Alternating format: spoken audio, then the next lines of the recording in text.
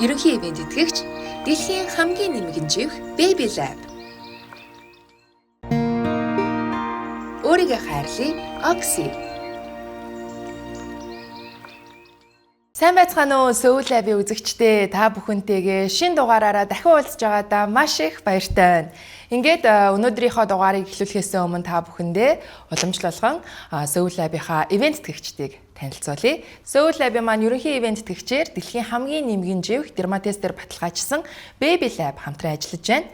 Мөн охид бүсгүйчүүдийн найдвартай туслах, өөрийгөө хайрлах урайтай Oxy брэнд хамтран ажиллаж байгааг дуулахад таатай байна. Ингээд бүгдээ хамтдаа өнөөдрийнхөө дугаарыг эхлүүлцгээе. Ингээд манай өнөөдрийн дугаарын зочин хөтлөгчөөр бидэнтэй хамт энэ дугаар дээр мөн адил Тяман байна. Ингээд өнөөдрийнхөө зочныг та бүхэндээ танилцуулъя. Soul Lab-ийн маань өнөөдрийн зочноор Гандан Хичлэн хийдийн Дарчанбал Татцангийн гівш Төвдөн Цэрэн өргөдөө ирсэн байна. Бидний урилгыг хүлээн авч хүрэлцээрсэн маш их баярлалаа. За та бүхэн ч гэсэн баярлалаа. За өнөөдөр бид ямар сэдвээр ярилцах вэ гэхээр өнөөдрийн ерөн Soul Lab бусад дугааруудаас маш онцлогтой. Бас одоо олон хүнийг сонсоосоо мэдээсэй гэж хүсэж явдаг тэр сэдвийнхаа дагуу хийж байгаа. Өнөөдөр бид юуны тухай ярих вэ гэхээр ингээд одоо өдөр тутамдаа бидний өөрсдөө ингээд яг ямар утга учиртайг нь мэдгүйгээр хийж гүйцэтгэдэг болчихсон тийм нөгөө үйлдэлүүд байдаг те. Энэ маань яг Монгол зан шиг юм уу? Нэг болвол шашны улбаатай одоо ямар нэгэн тусдаа ойлголтууд бидний амьдралд ингэж одоо хөвшил болж үлдсэн байна уу те, энэний ард яг ямар одоо утга учир агуулга байдгийм бэ гэдгийг хэдүүлээ өнөөдөр ойлгож авъя гэж хүссэн. За тэгээд хэрвээ утга учирыг нь илүү сайн таньж мэдэх юм бол бүр илүү одоо ач холбогдолтой байх болов уу гэж бодсон. За тэгээд өнөөдрийнхөө сэдвийг бүгдээ хамтдаа эхлүүлцгээе. За ер нь одоо надад ингээд сонир санагддаг зүйлс нь одоо бид нар ингээл монгол хүмүүс нэг тийм яг бусад орны хүмүүсийг харьцуулахад тий шашинтай юм шиг, нэг бол ингээд шашингүй хүмүүс айгүй олон юм шиг тий. Гэтэл ингээ нөгөө нэг бусад христийн шашинтай хүмүүсийг харахаар баг одоо манай монголчуудаас илүү гүн одоо сүсэг бишрэлтэй байдаг тий. Байнга одоо залбирдаг, хоол идэхийнхаа өмнө залбирдаг, за Рамаданы сараараа ингээ маш хатууд илэмтэй байдаг гэх мэтчлэнтэй. А бидний хувьд бол ерөнхийдөө яхав цагаан сарын дараа ингээ дийлэнхтэй засал номоо хэлчихэж байгаа. А бусдаараа бол янз бүрийн одоо тийм яг шашнаа одоо чин зүрхнээсээ одоо сүсэглж биширж байгаа үйлдэл харьцангуй бага хэрнээ. А гэхдээ нэг тийм үсээд судалтай ягаад ч юм нэг өдөр хардаг ч юм уу тий. Нэг тийм амьдралынх нь нэг хэсэг болцсон, дадал болцсон юм шиг юм үйлдэлүүд байгаад байдаг л та. Энэ яг одоо нөгөө буддын ухаанд итгэдэгтэй орох юм уу? Итгэдэггүй өрнөө зүгээр л одоо юу гэдгийг уламжлалын дагуу, магадгүй хүмүүжлийн дагуу хийдэг юм үйлдэлүүд юм уу? Тэгэхээр бидний одоо за бүгдээр ингээд бүр бага насаа бодъё тий. Тэгээд багадаа бид нар ингээд айхтар сүсгтэйч болоогүй. Тэгээд бас айхтар сэжигтэйч болоогүй, юугаач мэдэхгүй байж байгаа. Тэгсэн хэрнээ хүүхдүүд бие биенээсээ ингээд нэг юм сурдаг штэ. Тэгээд ингээд болдгоо тэгдэйн гинлээ гэд тэгэхээр тэрнийг сонсоод айж явах шиг тий. Жишээ нь бид нар газар ухад тоглож байхад ингээд хар шороо сонин өнгөтэй шороо болоод өргөд хар шороог нь гаргавал ээж нөхдөй нэлээ гэ. Тэгээ яагаад тэгдэв бол гэж яагаад тэр шороо ухснаас болоод тэнд ээж одоо болохоо байх хэвээр бол тий. Тэгснэ нөгөө үхсэн амьтанд таарахаар бүгдээрээ зогсож байгаа төө нулимд тий алсан үнэ хараагаараа ч гэж шиг тий. Тэгээд бас нэг аалзыг алдчвал ард мөнгө олно гэж энэ ч одоо нэг яг мөнгө хэрэгэлдэг байх уу юм л яриа л да. Тэгээд ийм нэтчлэн ийм сонин ийм хар домчий гэдэг байгаа юм шиг ийм сонин зүйлүүд нь бол зарим нь бол хуулиас болсон юм шиг л. Тийм зарим нь болохоор бас тэр шашны бас өсөг бишрэлийн юм явж байна. Гэхдээ тэрнийхээ уг тайлбар ерөөсөө байхгүй. Тэгээ юунаас харж ийн гэхээр шороо ухаж газрын хөрсийг одоо ил гаргах юм бол их засаг хуулийн дотор бол байна гэж штэ. Гэр бүлээр нь цаацлал гэж. Ерөөсө хөрс шороо хөндөждөг гэж хамаагүй ухвал гэр бүлээр нь цаацлаа гэдэг. Тэгэхээр ч одоо ээж байтугай л бүгдээрээ л тэнд одоо хядуулах болчихж байгаа байхгүй. Тэгэхээр Тэгэхээр тухайн хууль тэгтээ айхтар хэрэгжиж ийсэн үгүй юу? Ерөн зүгээр хамжаатай байлгах гэсэн тэр хатуу төрийн хууль бол ерөөсөө шууд л амтайг ярьдаг л ийм л хууль байсан юм байна. Дайны үед явуулж байгаа зэгц засаг хууль ондоо. Дайныг зогсоолоо гингүүд нэг зогсоох тийм зан үйл хийж исэн байна монголчууд. Дайныг яг зогсоолоо. Жишээ нь баруун Европ руу дайрсан одоо байлдаан бол тэр Тэнгисийн ирэг дээр сүүлдэн зогсоох зан үйлээ хийсэн биз дээ. Өгөөдөө хаана таалбарлаа. Эргээд одоо их хуралдаа болно. Бүгд цугал гэдэг юмар Батхан тэргүүтээ хайдуу бүгдээрээ тэр баруун Европын далайн хэрэг дээр юугаа хийлээ гэсэн байгаа байхгүй. Нөгөө дайн зогсоосныхаа зан үйлийг хийлээ гэж. Тэгэнгүүт тэр зогсоонгуудаа тухайн ард иргэдэд ямар ч хор хөнөөлгүй адаглаад тариан талбайг нь мориор туучуулах юм бол одоо торгох шийтгэх тийм юм яригдчих байгаа тэр дээр. Түүн шиг их засаг хуулинд бол тэр одоо идэ цагаа газар хасгангууд тэр торгох, банздах, ташуурдах тийм хуультай.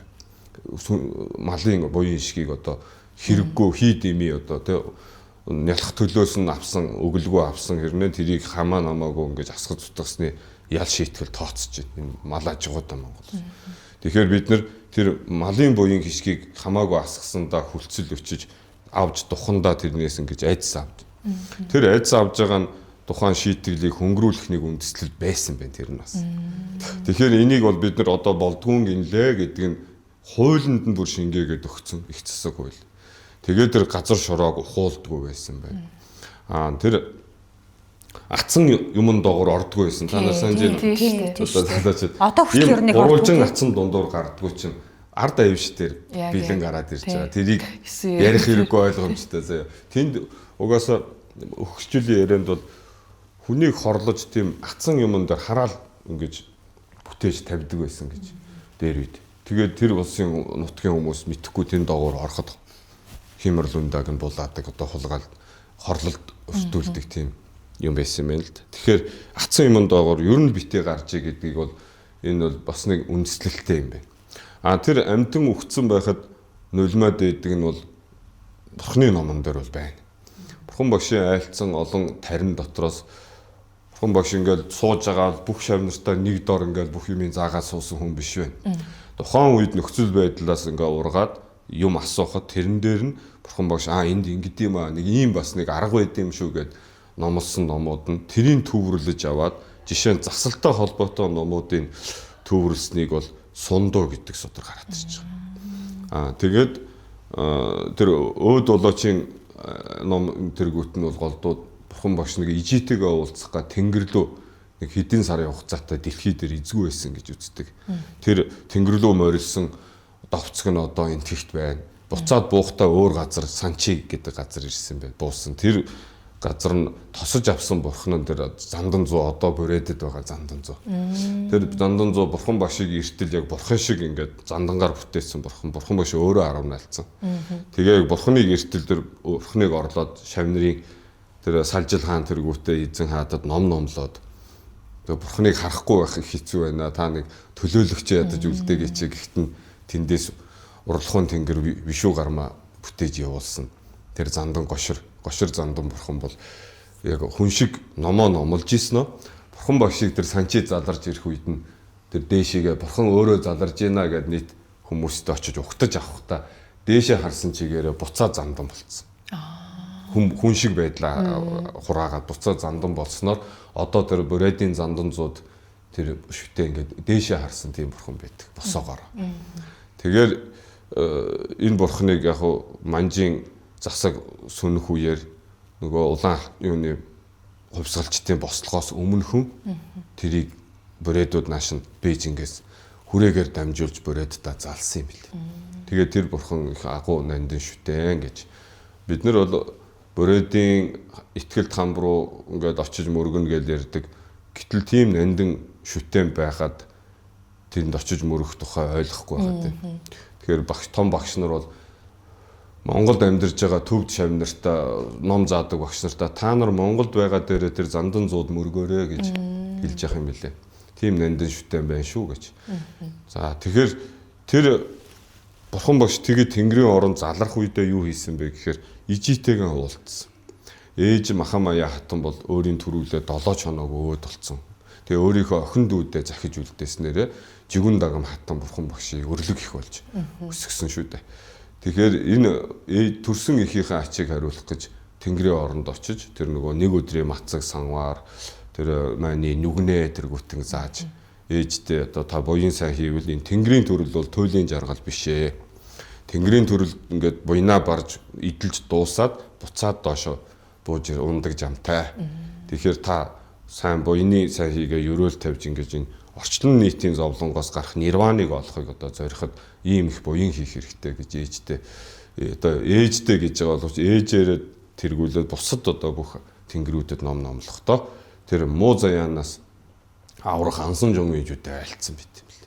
Тэгээ тэн дотор асар их ариус таринуудыг гардаг тарины цомрлог. Тэрийг бас муу заяанд унах муу амтныг хой төрөлдөө зовхгүй байлгахад өгсөн үед нь одоо амьсгаа татах үед нь унших, татсан хойнонж унших, эсвэл бүр үхээд бүр одоо sig зэн болцсон хойнонж гэсэн яс үсэн дээр нь унших тэргүүтэнд тэр амьтанда заавал тус гарахаар болгоцсон тийм шидэт таринуудын цомрлог байд юм байна. Тэгээ тэр таринуудаас бол заахтаа энийг ингээд уншаад тэр үхсэн амьтан ямар ч өвчнөөр өгсөн юм билээ бас очиод барьж мэрж болохгүй гэсэн байна. Тэгээд салхин дээр нь очт юм уу гэд сэгэн дээр нь шүлсээ тэр уншсан тарныхаа шүлсийг үсэрхчвэл тэр амьтан үхээд хаана зовж яваа бол тэр нь ч гэсэн ингээд өөрчлөгднө гэж. Эсвэл үхээд төрөл аваагүй 7-49 хоногийн 7 удаа тэр тийм юу гэх юм бэ? Төрөл авах боломж нь 7 удаа явагдах юм байна. Тэгэхээр бид нар болохоор зөвхөн 49 гэж бодоод байгаа биш. Тэрний наан альч 7 хоног байж болно. Тэр хооронд төрлөө аваагүй байвал авах гэжсэн төрөл заяан сайжрах хэрэгтэй. Тэгэхээр тэр өгсөн амьтанд ингэж буян хийе гэж ясуусан. Тэгэхээр эсвэл илсэнд ингэж шившиж шингээгээд тэн дээр зац гэж байгаа. Тэгэхээр гандан болохоор тэр илс өгөөд өгдөг чинь өөд болсон нөгөө хогтой гүнгэргийн илс гэж өгдөг нь тэр гүнгэргийн тарин шингээсэн илсээ өөд болооч байгаа шарил дээр зацаарай гэж. Эсвэл одоо өөд болоод удцсан та бид нар эзэг өгдийнхээ шарлыг иргэдэг дээ. Тэгэх юм бол бас тэн дээр очиод хөлөөс нь толгойч ихтэн цацаад байгаа чинь бас тийм зүгээр нэг итгэл үнэмшил биш. Тэн дээр нэг үр дүнг номлчаад байгаа. Тийм ээ. Тэгэхээр бэлэн тийм илстэл явдгүй юм бол бус үед ингээд нэг өгцөн амьтан тааруул хөөрхөд тэрэнд туслахаар тэр тарныг уншаад бид нар бол мэддгээрээ майн уншиж болж байна те. Умааны байдны хүмүүс. Майнаас илүү ном үгүй гэдэг шүү дээ. Тэгээд тэрийг уншаад ядаж шүлсээ ингээд хүрчих юм бол тэр амьтанд бас туслаад байгаа юм байна. Тэгэхээр биш тэр амьтан яаж өгсөн, хэнийг занж зүхэж өгсөн юм бол ч юм уу. Тэгээд намайг одоо эргүүлээд би одоо алсан гэж намайг андуурахгүй гэсэн тийм айцаар хүүхдүүд ингээд нэг алсан амьтнаа хараагаарэ гэдэг байгаа чинь нэг сэжиг яваад байгаа. Сүжиг биш байгаа. Тийм байна. Гэхдээ л уг утга учир нь бол нэг одоо мэдгүй нулимаад байдаг. Гэтэл тэр нулимж байгаа чинь цаанаа ийм юм мэддэг хүн очиод нулимаад байхаар энэ хүн ингээд өгсөн амьтныг нулимдын байна гэж харчаад байгаа. Ямар учиртай гэдгийг нэрсээ ойлгоогүй. Тийм жишээний олон тийм зан үйлүүдийн бид нар дотор зүгээр сэтгэлээ хуурсан байх вэ? Эсвэл буруу гаж юмыг дагцсан байх вэ? Тийм зан заншлууд байдаг гэж байна. Тэгээ аль ёсны улбаа вэ гэдгийг нь мэдэгддэггүй. Тэгэхээр манай шашинд бурхан одоо монголчуудын хувьд бол хүннүүгийн үеэс бурханы шашинтай байсан улбаа гарч ирлээ. Одоо хүннүүгийн үеийн булш монхнуудаас гарч ирж байна. Тэгээд Кедан Сямби Кедан үеийн бурханы шашин байсан бүр тодорхой гэж үзэж баримтууд гарч ирж байгаа. Гэхдээ зүгээр тоон дээр жоохон андуурсан байх гэж байгаа. Бараг тэг алдсан байх. 20 мянган лам одоо хайлан хурж яхахыг харлаа гэж Монгол нутагт үтсэн байдаг. Тэгэхээр ийм боломж бол хүн амын өсөлтийн хувьд ч гэсэн боломжгүй. Энэ бол 2000-ыг 20,000 гэж андуурсан уу те тэр нэг багцаагүй тийм бас тийм баримтууд гарч ирдэг зэрэг. Тэр болгоныг бид бас үнэмшээд дэж хэрэггүй. Гол нь юутайч Монголд бол эртээр үеэс энэ бурхны шашинтай маш ойр байсан юм байна. Бөөм өргөл бол хизээд байсан. Бөөм өргөл хизээд айлч нутаг оронд одоо Солонгос дээр харж байна уу? ордны тайлагч бөөнөр гээл байна. Тэгэл одоо Африкт бол одоо ч гэсэн байна. Тэгээд энэ Америкт бол уугуул индианчууд бол бөөм өргөлтөө байсан.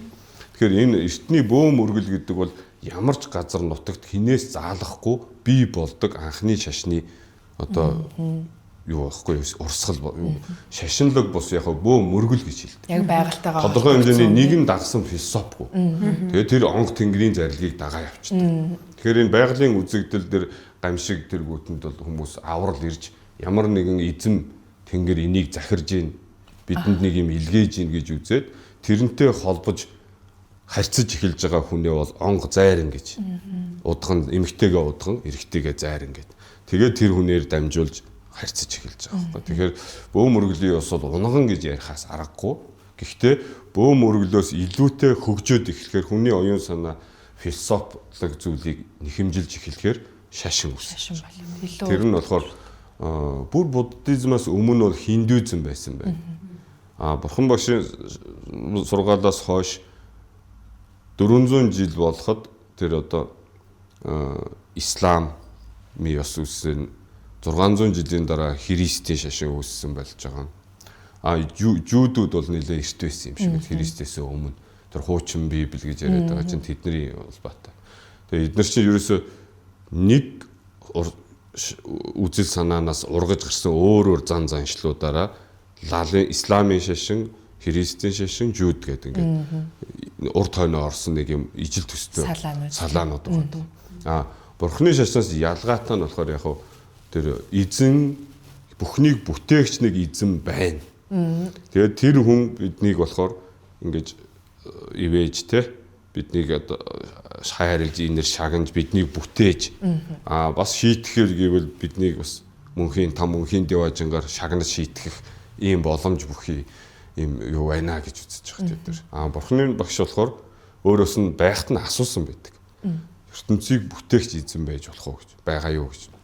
Тэгэхээр бурхан багш бол юмыг ингээд шууд үгүйсгэж няцаах ингээд шүүмжлэх тийм дургүй юм байсан.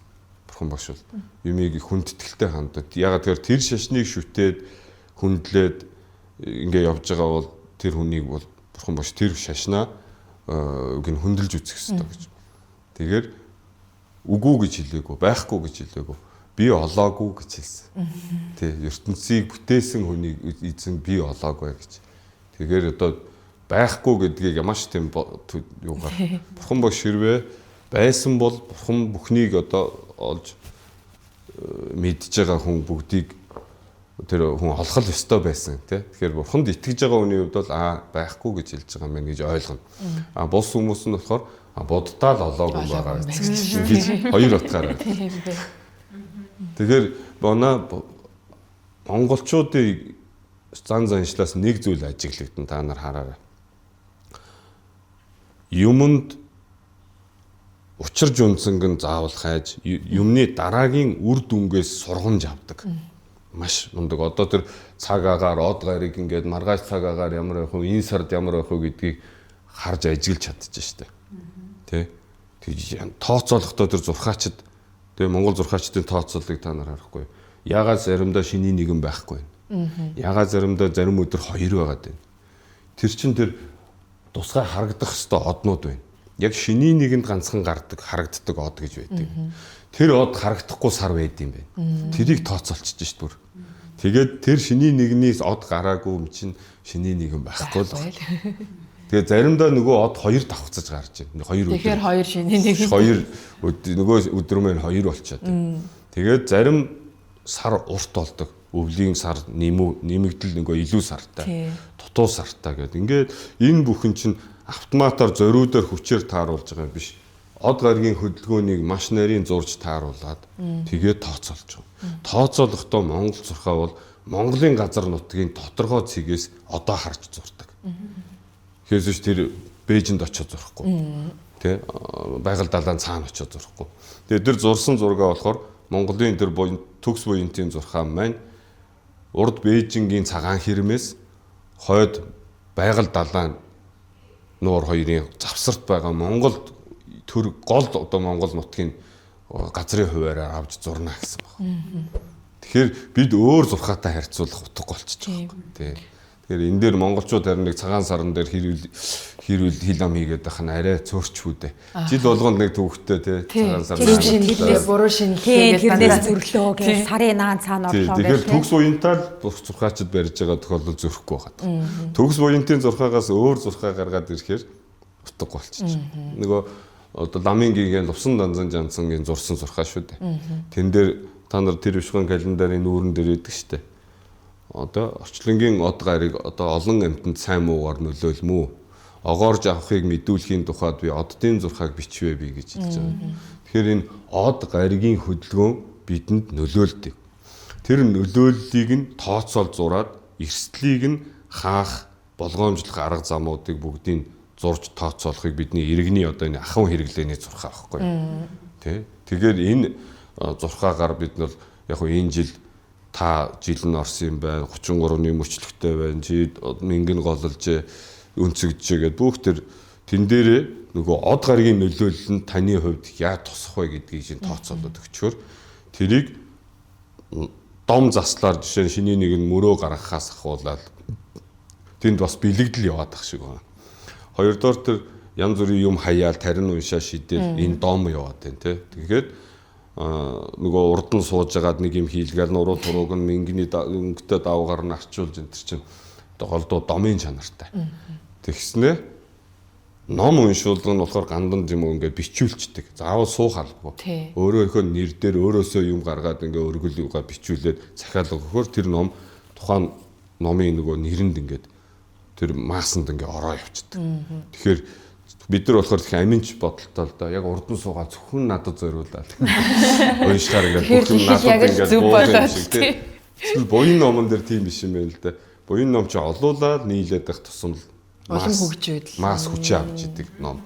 Тэгээд жишээ нь бид гурав ингээд сууж хагаад нэг номыг ингээд хамтдаа буяныг бүтээч гэд бол тэр буяныг би ганцаараа бүтээх дайны хэмжээнд гуруулаа нэг нэгээрээ хувь авчиж байгаа. Тэгэхээр 3% үржижсэн гэсэн. Тэгэхээр нүгэл ялгаагүй гинэ. Би ганцаараа нэг хонь алаад ингээд идсэн бол хонь алдсан бол би нэг хоньны над дээр бууж. Гуруулаа нийлээд за хэдүүл нэг хонь харлаа дээ. Сайхан хорхог хийгээд ингээд чи нэг хонь, би нэг хоньны өртөж явж байгаа. Амин төлөөс. Тэгээд тэр нь хоноход 3.6 болно. Тэгээд ингээд хоногоор ингээ маасаар нөгөө тоо явдаг. Тэгэхээр нөгөө хилэнцэнд нэг аюул нь харивждаг. Буянд ялгаагүй нэг сайн тал нь харивждаг. Ялгаагүй бас хилэнцгийг арилгаж болдог, буяныг бас цуцалж болдог. Тэгэхээр нөгөө харамсна гэдэг чинь. Буяндаа харамсах чинь буянаа цуцалдаг. Хилэнцэнд харамсаж гимшгээр хилэнцгийг бас цогсоодог, нэмэлдэг. Тэгэхээр нэмгэл. Тэгэхээр гимшид намжлах чинь бид нар ингээд эмээ өвөнөр өршөөгөөд бурхан залбираад энэ насандаа энэ эмээмээ хүүн алж хүрээ талаагүй муу мухаа юм хийгээгүй юундаа ингэж гимшид намжилт юм бэ гэхэд тэр төрөл тутамдаа хийсэн юмны тэр тоо үржилт тэр бүхнийг л одоо цуцлуулах гэж масыг нь дарах гэж эрийн дарах гэж тэгэж намжилтдаг байна. Soul Lab контентын ерөнхий ивент тэтгэгч Дерматестер баталгаажсан дэлхийн хамгийн нэмгэн живх Baby Lab. Бидний хамгийн сайн найз Baby Lab. Учир нь өдөрж шөнж хуурай таатай амрах боломжийг олгож хөвөн мэд зөөлөн гадаргуун агаарын урсгалыг чөлөөдөө нэвтрүүлэн шингэнийг хормхон зур шингээхээс гадна хүүхдийн биед тав тухыг мэдрүүлэн хүүг дээд зэргээр хамгаална. Тэр харааж өгдөөг инээмсэглэн угтахад туслах бидний найз Baby Lab. Тэгээд монголчууд тэр үр дүнгээс айхтар суралцдаг нь тэр байхгүй юу? Од гаригийг хараад шинжиж гин. Одоо хүний ярьж байгаа ярианы өнцөг байдал ингээд нөхцөл байдал дээр тулгуурлаад хамгийн их мэргэлдэг болсон монголчууд. Мэрэгч маш ихтэй. Тэгэхээр мэргэлдэгтэй биш. Ерөөсөө юмны шинж тэмдгийг хараад мэддэг. Тэгэхээр энэ тэмдгээр нь энэ цаанаа ийм зүйл болсон юм байна гэж мэдээд тэр тодорхой бус байгаа шинж тэмдгэн дээр төлөг хайчиж штэ. Тэгээ монголчуудыг төвдүүд яагаад далчин гэд нэрлэдэг вэ гэж. Согбоо гэж хэлж байгаа. Сог гэдэг нь дал байхгүй юу? Амьтны дал. Тэгээ далчин гэж хэлж байгаа. Боо гэхээр нөгөө эзэн биет дээр авчихаар. Согбоо гэхээр далчин улс гэж хэлж байгаа. Тэгсэн манай настай төв догч нар танаа монголчуудад одоо ч гэсэн тэр далаар мэргэлдэг мэрэг бий юу гэж асууж. Тэгээд монголчуудын тэр далны мэрэг бол өстой мундаг байсан. Тэгээд монгол хүмүүсийг далчингууд гэж одоо нэрлж ийсэн юм а гэж. Тэгэхээр тэр далаар мэрэглэх гэж чинь шинж тэмдэг ажиглагт сайн ажиглахдаггүй байгаа юмн дээр өөр юмнаас тусламж гуйж шинж тэмдэг авч байна. Тэгэхээр ямар ч мэрэгэн дээр нэг за миний энэ мэргэлж байгаа зүйлийг ингээд надад тодорхой болгож үзүүл соёрхоо гэсэн тийм нэг залбирал уншлага байдаг. Тухайн ямар нэгэн бурхан сахиусантай холбогдож мэргэлж байгаа бол жишээ нь ламын шоу бол алдартай тий. Лам сахиусны нэм бүтээл хийгээд тарины тоонд нь хүрэгдсэн. Тэгээд тухайн төлөв тавихынхаа өмнө лам сахиусандаа дахид залбираад тэгээд тарины тоолж жагаад юма хилж шившээд шоогоо хийж байгаа. Тэгэнгүүт нөгөө шооны эргэлт яаж ямар нүхээрээ дээшээ арж бууж ин 3 шооч ямар нийлбэр тоо хийд байна гэдгийг чинь хин цаанаас нь нөлөөлж өгөх вэ гэхээр лам сахиус нөлөөлж өгөх хэрэгтэй. Тэгээд нөгөө юугаа хараад судраа үзээ за энэ нөхөнд ийм тоо гарч байгаа бол ингэсэн байх магадaltaа гэж байна. Тий. Тэгээд нөгөө юуг нь хар шинж тэмдгийг нь харж уншилдаг байсан байх. Тэгэхээр бид нар бол заримдаа хэтрүүлдэг бүх юмд мэрэглүүлэх гайл. Тий. Бүх юм асуух гал. Бүх юм аа манай багшаас би засгаа асуусан хүн гарсан шүү дээ. Багшаа энд ингээ суусан чинь нэг урд хайрхан энд нэг хайрхан би одоо хаашаага бүксээ харуул суух вэ гэж асуусан тохиолдол гарч исэн. Тэр бол арайд эндэн тий. Тэгэхээр хүн тэг жалга суудаг юу гэдэг нэг газар холоод юм хамаа суун үз. Тэрэн дээр заавал тэр хүнээс мэрэгдүүлэх гэдэг чинь бол тэр нүнд одоо айдас байна, сэжиг байна, сүжиг байж болно. Гэхдээ бас юмд ингээд бас нэг хэмжээ хязгаартай бодолтой бид байгаль орчноо яаж бохирдуулж байгаа вэ? Яаж явал дараанд байгальдаа шингэх нь амар вэ гэдэг юм. Тэр талаа харна гэхээс биш тгий болгоныг асууж мэрэглүүлээд явах шаардлага. Харин бүдэг бүрхэг байгаа асуудал яадаг бол би энэ ийшээ явах нь зөв үү буруу юу? Яг адилхан хоёр салаа зам харагдаад байна. Нэгдүгээр бодит байдлыг багш нар яадаг судал гэдэг. Улаан цан энэ талын одоо бизнес юу гэдэг хийх гэж байгаа ажилчин зах зээл нь ямарын цаг хугацаанд тий сезон гэдэг ярьдаг. Тэр нь ямарын байршил болон одоо хүмүүсийн худалдаа авагчдын юу нь ямарын нөгөө байршил одоо хүн их орж гардаг газар гэдэг юм. Энэ талаас судлаад тэгээд энээс хамаагүй дээр бол энийг сонгох нь яалтчихсан зөв тийм. А гэтэл хоёр төстэй болчоод тэгтээ ирээдүйд гарах бүх эрсдлийг тооцож болохгүй байнгу тал үзүүлнэ гэж хэлж байгаа энд. Одоо талын сонгох вэ гэдэг нь. Алийн сонгос нь алинд нь магадгүй алинд нь эрсдэл байж болно. Гэхдээ бид нар аль болох бага эрсдлээ авъя л да тийм. Тэгэхээр тэр эрсдлийг тооцооход бас л нөгөө төлөв шинж тэмдэг харуулах гэж. Жишээ нь одоо юун дээр монголчуудын тэр айхтар шинж тэмдэг ажиглаж исэн чадвар юун дээр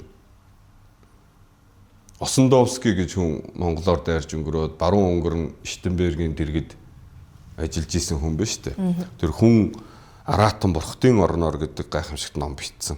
Тэр Монголыг бол үнэхээр амьд бурхан гэвэл Монголд байд юм байна. Богож авзан дамд 8 дугаар богдтой уулзж исэн. Тэр үнийг биширсэн байна. Дэлов хотогттой уулзж исэн байна. Олон мэрэгд дээдстэй хараа тэгээд ер нь бол амьд бурхан гэж байдаг бол Монголд байна гэж. Тэгээ Аратан гэдэг нь гайхамшигтай зэрлэг ан аратан байдаг гэвэл Монголд л байна гэж. Гурав дахь нь жинхэнэ хүн гэдэг амьтан Монголд байна гэж. Тэгээд тэр хүн аратан бурхтын орноор гэж номоо бичсэн. Тэрийг бас олж унших хэрэгтэй.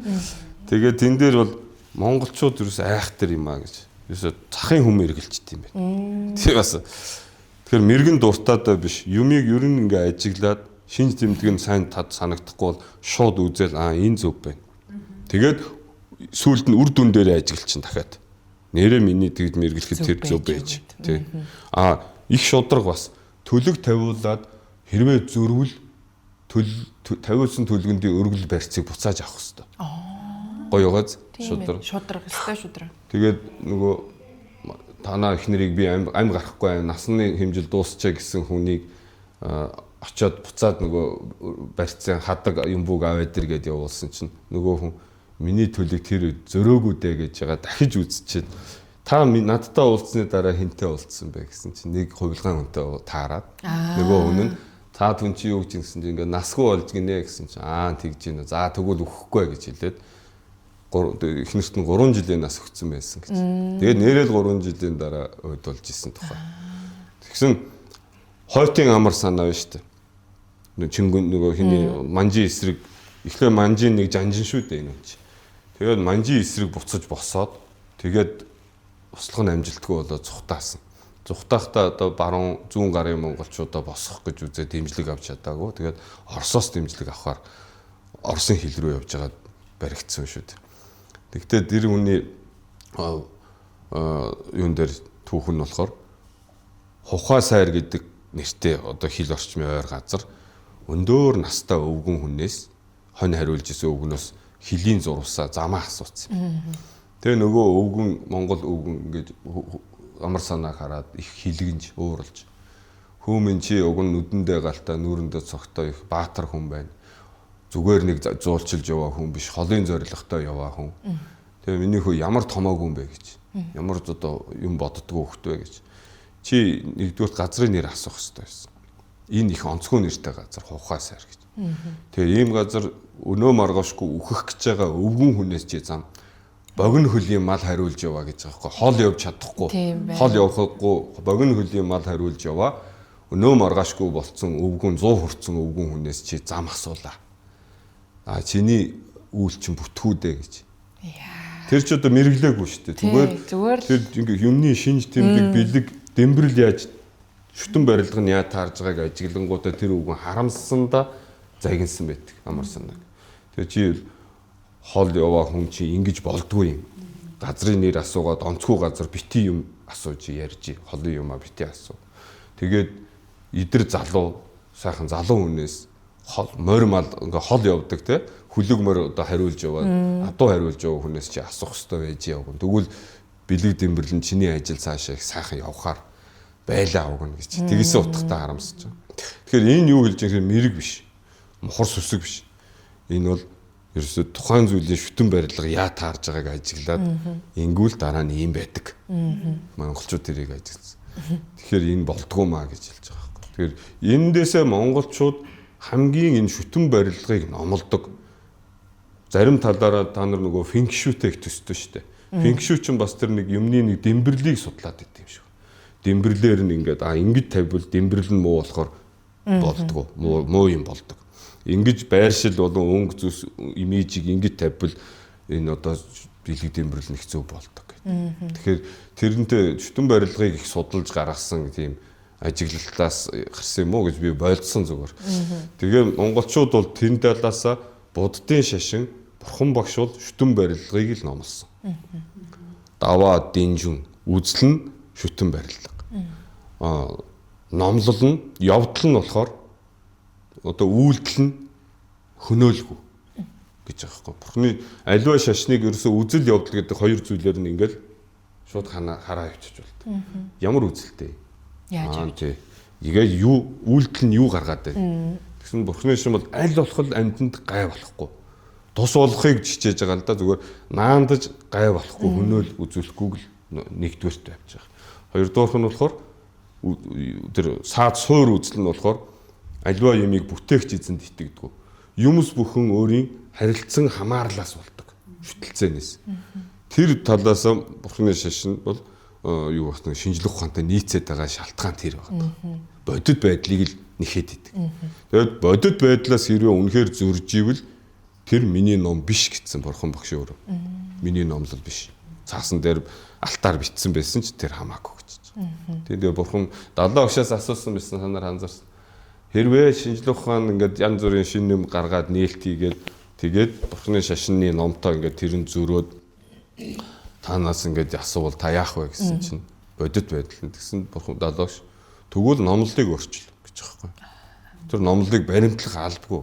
Тэр бодит байдал дээр зөрөөд ивэл тэрэнд бид нар зүтгээд ээж хэрэг шаардлагагүй гэж. Тэгэхээр бурхан багш өөрөө тийм хүн биш үү? Бодит байдал дээр гол дүгнэлттэй байдаг. Тэгэхээр хийсвэр юмн дээр баг хандж байгаа. Одоо яг нөгөө бүгд яг мэрэг төлөв үздэг гэлтгсэн чинь одоо манай эмээ яг шагаа хийдэг байхгүй.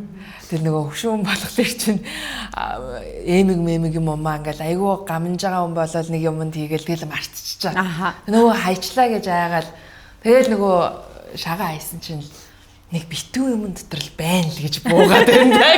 Тэгэл үнэхээр л яг л битүү юм дотор л байгаа байхгүй гэдэг даванд ороогоод нэг юм руу битүү юмд бимбитл нараач байндаа л гэлдэг яг тэр сайн.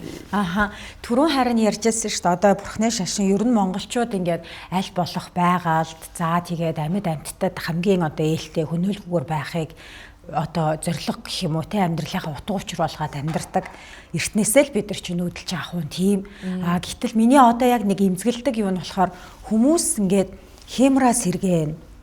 Одоо яг хемэр гэж бас яг юу юм бэ? Хемэрл ундаа гэдэг нь яг юу юм бэ?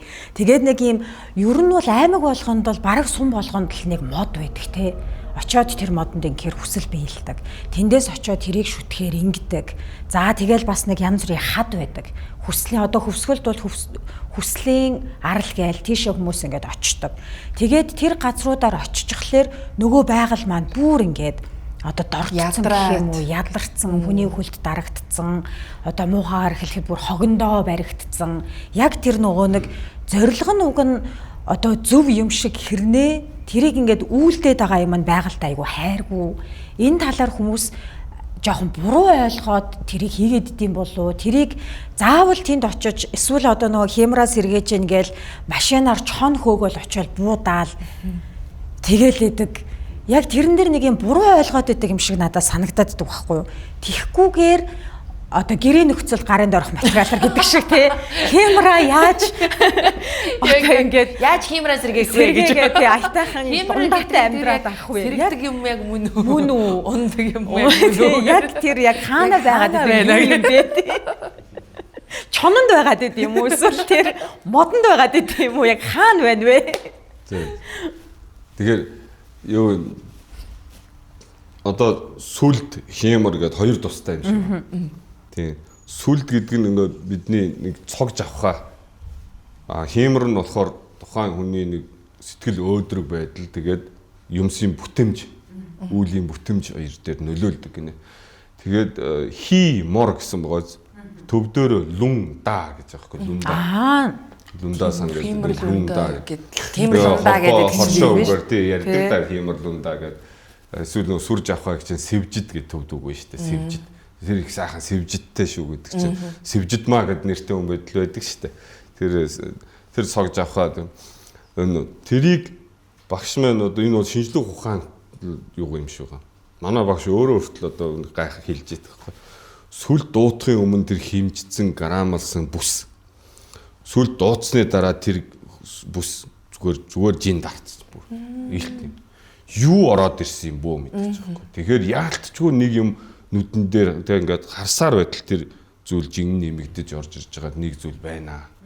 Тэгээ энэ тухай 90-ад онд тийм шинэ нэвтрүүлэг хийж илаа шүү дээ. Юм шашин ном нэгтцсэн. Юм чөлөөтэй болчингууд бас телевизараад чинь бас тэр талын юмыг их судлаад байлаа. Тэр дундуур бас нэг гитийдсэн нөгөө нэг хар гарагтай харьцдаг юм гарч ирээд гинтх бинээсээ гал гаргадаг хамгийн сүүл тэр нэг бурхнаар бөөлждөг байдаг. Бөөлждөг лөө төрдөг тэр өөр сүүлд нэг арай гаагүй боллоо шүү дээ. Тэгээ тийм нөгөө хүмүүс тэр талыг сонирхоод итгэж бишрээд эхлэнгүүд тэн дээр сөрөг тим юм бас гарч ирдэг. Бас нэг ахтар иттэй шидтэй хүмүүс гарч ирэх гэдэг.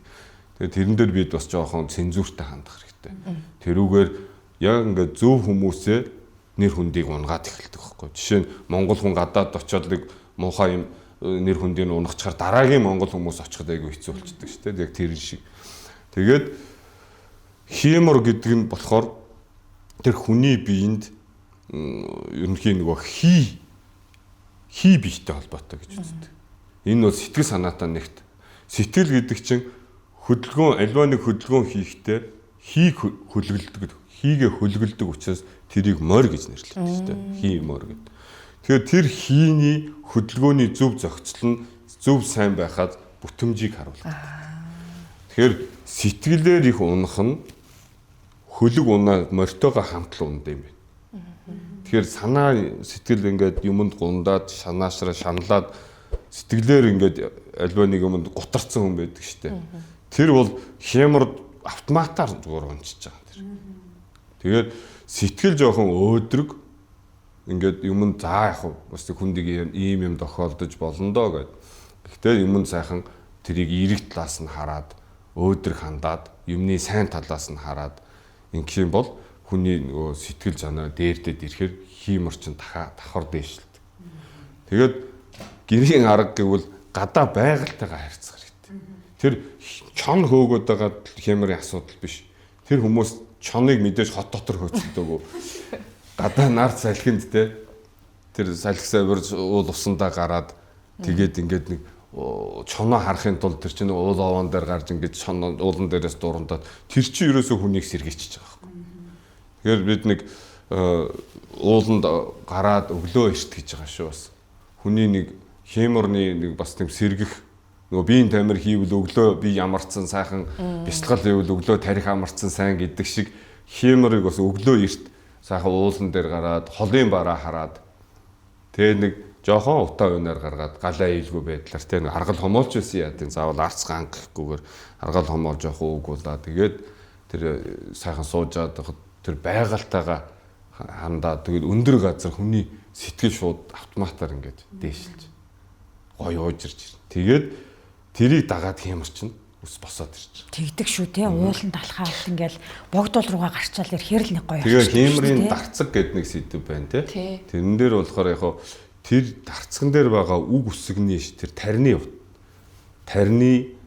юу тэр агаар салхинд амирхад тэр салхинд тодорхой хэмжээгээр тэр яаж явах ёстой шүү дээ. Тийм, тодорхой хэмжээр салхинд илбүүлж байгаа, хорогдож байгаа. Тэр юу ч ингээд агаарт ингэж ягаад дайнд ингээд дэлхийг агаар салхийг ариусгаад ингээд тэр таринаар ингээд тэрийг хийлгсэн хүн шалтгаан нь бий байхгүй. Тэрний дэмбэрлэр юм уу шүтэн барилдлагаар минийх босоод ирдэг гэж. Энэ. Далаа өгшөл хэмрийн дарцаг сайн тэр учир утгатай зүйл гэхдээ хуучраад газар ойчих үед нь бодоорой гэж хэлж байгаа. Дээр нь гიშгээд ээж болох уу? Тэгэхээр тэр асуудлыг ингээд жоохон цэвэрлэгээний асуудал. Чиний түрүү хэлдэг тэр нэг уул усанд ингээд амьд ээж мод ингэдэг мод гээд очиж гүйж очоод хадаг уйхын нөгөө хадаг нь ямар ч аимшигтай бүх батын тасарна гэж байдгүй. Тэгээ нөгөө модоо ингээд барьсан тий. Тэргөө олон их уул овоон дээр тавьсан хадган дотор үт хорхоо үүрэлчт юм байна. Тэгэл ерөөсөө тэр чинь ингээд замбраагүй муухай болгочтой. Тэгэхээр энэ хадаг уйдаг ёс бол сүүлд гараад ирлээ. Энэ хадагны үнц нь буураад хэрэглээ нь өсчлөө. Үнэн нь буугаад хэрэглээ нь өсөхөр чинь нөгөөтгөн илбэгшин үсттэй. Тэгээд ингээд энэ байдлаас болоод энэ хог орчин дөрөндөө хог тарьж байна. Тэгэхээр хадагны асуудлыг бол хүмүүс бид нар уул овоонд хадаг битий тавиач гэж хэлээл байгаа. Тэгээд одоо хэмрийн дарцаг бол арай гайгүй. Дарцаг учир утгатай ч угаас. Тэгээд та нар эртний 1800-аад оны тийм бичлэгүүд харж илаа. Ноёдууд, бараг ноёдууд цаахан уул овоогоо тагч जैन гэсэн. Өврөөсөө хадаг гаргаж байгаа нэг ч ноён гарсангүй. Бүгд нэг хөөрхөн хэмрийн дарцагтай юм байна өөрийнхөө. Тэрийг очиж ингээд уйж. Тэгээд бодвол өмнөх жилүүд нь унж үзэрснийг нь өмнөх уул овоо тахилганы өмнө цэвэрлэгээн дээр тэрийг асуудлыг зэгцэлчихэж байгаа шүү. Тэгээд бүгдээрээ нэг жоохон ууттай нэг гэр гэрээс нь ихнэр нь боож бажааж өгсөн байх та. Уул овоон дээр нь эмхтэн харагдахгүй л. Тэр нэг будаа тариа цагаан эдэнээс ингээ хийцэн тэрнээсээ ингээд өргөж байгаа. Өргөлийн хэсэг дээр. Бусад уншлагын үед бол ингээд сууцсан. Өврөөсөө бас нэг жоохон гэрээсээ арц юу энэ төр авчирцныга тэр уугж байгаа харцсан дээр нь нэмж хийж байгаа. Өөрөөсөө энэ тэндгүү гал тавихгүй яг нэг өн дээр болохоор очиж өөрөөсөө харцыг нэмж хийчихэд тгээс сууцгааж. Тэг ингээ харахад ямар их цэгцтэй байна, цэвэрхэн байна. Хамаа намаагүй ингээл одоо олон хониалаад тэнд ууц уумцын өмхийрүүлэл тэгж байгаа юм аалга. Тэрийг бол бас одоо өргөл дээжэл өргөж ш тэнд. Тэгэхээр тэнд ихийг өргснөөрөө болохгүй ш. Тэгээд их юм очихоор нь бол айл болох за одоо даллаган дээр бүгдээрээ энийг идэгээ уул овооныхаа юун дээжээ тавьсаад үлдснийг хишиг гэж үзээд хувааж аваад ирч чадаагүй хүмүүстэй амсуулцгаа гэж хэлдэг. Даллага авчаад. Тэгэх юм бол болж шүү дээ. Тэр чинь юу ч үлдэхгүй. Тийм. засал номны дараа ер нь юу ч болоогүй юм шиг байх сайн шүү гэж номонд байдаг. Жижи жава минговор жав гэдэг нэг засал гүрмүүдийн дараа нэг тийм нэг сануулга байдаг заримдаа хаалтан дотор. Тэр нь болохоор дараа нь юу ч болоогүй юм шиг цэмбичих гэж байна. Тэр хамгийн зөв байдаг. Soul Lab-ийн ерөнхий вендтгэгч өөрийгөө хайрлын ураатай Oxy брэнд. Сэтгэл санаа тавгүй яагаад ч мэдгүй хаанаас ч юм гарч ирээд хайналж барыг мэдээдэг. Зарим үед намайг өөрөөс минь илүү сайн мэддэг. Хоббиг минь хүсэл тэмүүллийг минь хамгийн сайн дэмждэг нэгэн. Нартай, бороотой, салхитай солонготой бүхий л үед үргэлж дэрэгдэн байдаг. Миний хамгийн татны найз. Одоо нөгөө дадлага ахуулахад жишээ нөгөө идэ бэлдээл яадаг шүү дээ. Заслам хийлэхэд тэгэхэд хүртэл одоо нөгөө ламнар бас өөртөө хилдэг басмал таад яг өөрсдийнхөө иддэг юмар л идээсэн. Тийм шүү дээ. Яг хүүхдүүд чи ямар одоо бичэн юу одоо ямар буруу хоногтол идэж дуусах юм те. Яг тэр юмараа л засаараа хатааж муудахж одоо энийг яаж идэж барнаа гэж өстө бодож болохгүй шүү. Тийм болохоор яг иддэг юмараа засаараа гэж байгаа байхгүй. Тэр рүү хадган дээр гэдгсэн чинь манай аавын байрдаг хадаг гэхэд жишээ нь 3 дахь үе дээрээ дамжигдаж ирсэн. Цагаан сараар золгооны юу? Тийм. Тэгээд жижигхэн тийм. Үгүй ийм урт юм нэг юм цайвар хөхөнгийн. Тийм, нэлээд цайвар. Манай эмээд ус байдаг. Тийм, тэгээ угаадаггүй юм байна хадгийг чинь. Тэ? Уг нь тийм л дээ. Тийм, угаадаггүйгээд нэг ч угаагаагүйгээд тэгсэн. Тэгээд ер нь дээр үед чинь хүмүүс чинь яг өөр өөрсдөө гэсэн хадагтай тэрийгээл хүмүүс нь тийм тэрнтэйгээл байдаг байсан юм шүү. Одоо болохоор чинь бид чинь өстө бараг л гутлавцаа авч байгаа юм шиг л дэлгүүрээс л байнга шинэ хадаг аваад хадгаа дагалтуулаад хамт өгөөд идэг. Энэ ер нь бас яг хэр зүг байт юм бол. Хадаг нь өөрөө үнэлгээ том үнэлгээ байсан ба шүү дээ. Мөнгөний оронд. Тэ нэг самбаа хадаг нэг богийн үнэтэй ч юм. Хамгийн доод ханш богийн үнэтэй. Сайн хадаг ингээд 7 бодын үнэтэй ч юм. Тэр одоо том баранцад даш хадаг, намжонд ингээд олон хадаг нут чинь дандаа амтны тэр хүр хорхоо. Хүр хорхоо торгоор ингэж энэ одоо үүсэл нь бол эртний тэр тэнгэрээс тэр бурхан багштай тэнгэрүүд бууж ирж бурхан багшид тэнгэрийн зүгээсээс өргөхдөө тэр тэнгэрийн торг гэж юмыг ингэж барьж өргөснээс хадаг үүссэн гэж үзээд байгаа. Тэгэхдээ тэр тэнгэрийн торг нь бол барихад атх нь багтчихдаг. Дэлгэхэд нэг уул довцхийг бүтээж чаддаг. Тэгээд нөмөрөхөд халууцуулдаггүй, хүүтэн дааруулдаггүй. Тэгээд тийм одоо та нар ингээ гоё материалтай ингээл биеинд нь айгүй гоё сууж өгдөг ч гэдэг юм уу те хөлргүүлдэггүй тийм л гайхамшигтай материал байсан юм байна л да. Тэнгэрийн торг гэдэг. Тэгээ тэр торгоор бурханд ингэж өргөж одоо навсаад юу чимэг болгож өргөх тийм зан үйлийн зүйл байсан. Тэрнээс болоод хадаг үүсгэр хадаг хамгийн сайн торг байх хэрэгтэй болчихж байгаа. Тийм байна. Тэгээ одоо яг өдөр эртний хадаг хятадууд ч гэсэн үйлдвэрлэхэд хэцүү гэж чадахгүй гэж. Тэгээ нөгөө соёлын хувьсгалын үеэр тийм сайн боловсон хүчингүүдээ бас устгацсан юм байна шүү дээ. Тэгээ тэрний нууцыг ядж байхад тэрий чинь хүн болгон заадгүй нөгөөдөл чинь өөрийнхөө хүүд заа гэж байгаа шүү дээ. Өөрийнхөө бирд заавал заадаг гэж. Бирийг манаа хүн гэж үздэг. Охиноо бол хүний хүн гэж үздэг. Охиндоо эзээ заадаг байсан. Тэгээд нэг хүнээс нэг хүндэл дамжиж исэн амьд дамжлага. Тэгээд нэг хүн байхгүй одоо баг залуудаа өгчих юм бол тэгээд тэр тасардаг гэсэн үг. Тэгээд тийм зүйлээр маш олон нарийн нандин бүтээлүүд дахид цаашаа өргөжлөх боломжгүй болсон. Дотор хадаг ороод байгаа шиг. Тэгээд одоо яг хадгийг ингээ захиалгаар ингээ сайн материалаар хийж өгч. Гэвчиг Монголын хэлээр орж ирж байгаа энэ хадаг бол ихэнхэн зүгээр синтфон. Яг. Тэр маш хурдан асна гэж ихтэйхэн гончгсөн.